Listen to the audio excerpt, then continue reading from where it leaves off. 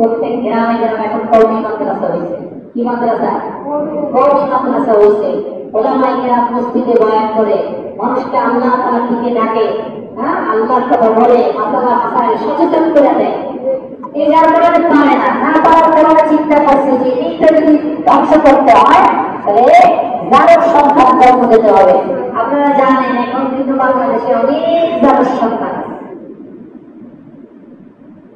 অরবিয়া এত পরিমাণে বাড়ছে, এখন যারা সন্তান হচ্ছে,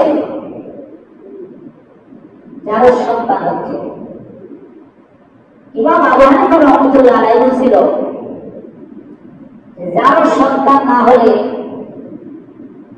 সে আরেকদের সাথে বেয়াদবি করতে পারে না।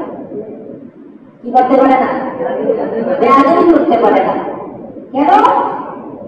তার মধ্যে আল্লাহর ভয় থাকে, আল্লাহর ভয় থাকে। দেখবেন যারা সুসন্তান ভালো মানুষ তারা আল্লাহকে ভয় করে, মানুষের উপরে জুলুম করে না, অত্যাচার করে না, মানুষকে মাফ করে দেয়।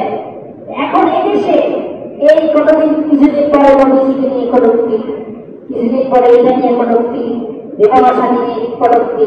ওই যে একজন পুরুষ 4টা বিবাহ করতে পারলে তাহলে একজন মহিলা 4টা বিবাহ করতে পারবে না কেন? বুঝেন নাই? এগুলো দিয়ে দিয়ে একটু ট্রাই করে যে ইমানের অবস্থা কি, দেখে না বাঙালি মজবুত আছে। আজ নামাজ পড়ুক আর না পড়ুক, নবীকে নিয়ে কটূক্তি করলে আর রক্ষা নেই। দেখেন না অবস্থা?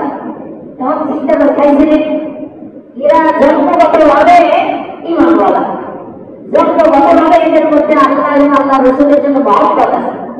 মানে না সেটা ভিন্ন কথা, কিন্তু বিরোধিতা করলে আর রক্ষা নেই।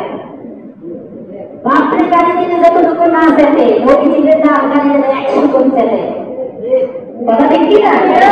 এইরকম পরিকল্পিত ভাবে এদেশে যারা সন্তান জন্ম দেওয়ার জন্য আমেরিকা, ব্রিটেন এবং এই যে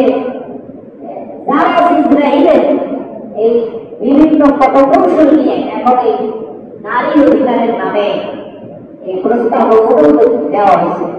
আলহামদুলিল্লাহ ওলামায়ে কেরাম এটার ব্যাপারে সোচ্চার বলছে নারী অধিকার আমরাও চাই, আমরাও চাই নারীর বেশি অধিকার পাক, কিন্তু এর মানে এটা না অধিকারের নামে অনধিকার, এটা তো হতে পারে না। অধিকারের নামে নারীর উপরে জুলুম, এটা সংক্ষেপে শেষ করি।